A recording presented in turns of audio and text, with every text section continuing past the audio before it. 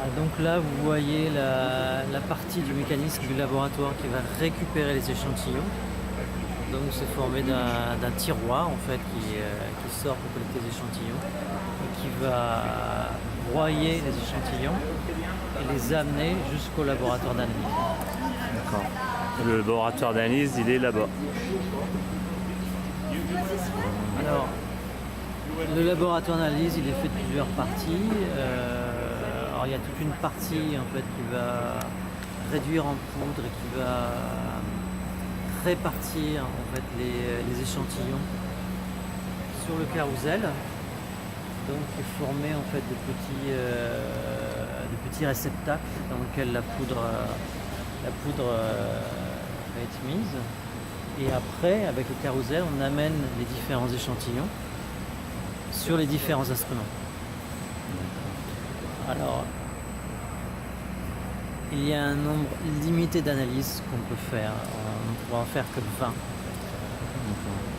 Donc à chaque fois, pour un seul échantillon récupéré, dans le carrousel, on va le scinder en plusieurs parties.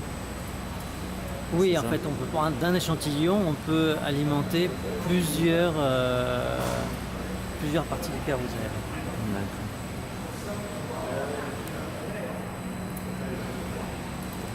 Donc là, vous voyez la partie du mécanisme du laboratoire qui va récupérer les échantillons. Donc c'est formé d'un tiroir en fait qui sort pour collecter les échantillons et qui va broyer les échantillons et les amener jusqu'au laboratoire d'analyse. D'accord. Le laboratoire d'analyse, il est là-bas. Alors, le laboratoire d'analyse, il est fait de plusieurs parties. Alors il y a toute une partie en fait qui va réduire en poudre et qui va répartir en fait les échantillons sur le carrousel, donc qui est formé en fait de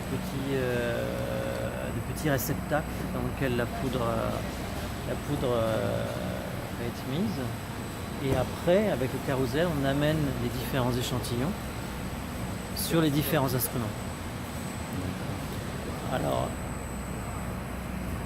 il y a un nombre limité d'analyses qu'on peut faire. On ne pourra en faire que 20. Donc à chaque fois, pour un seul échantillon récupéré, dans le carrousel, on va le scinder en plusieurs parties. Oui, en fait, on peut, d'un échantillon, on peut alimenter plusieurs parties du carrousel.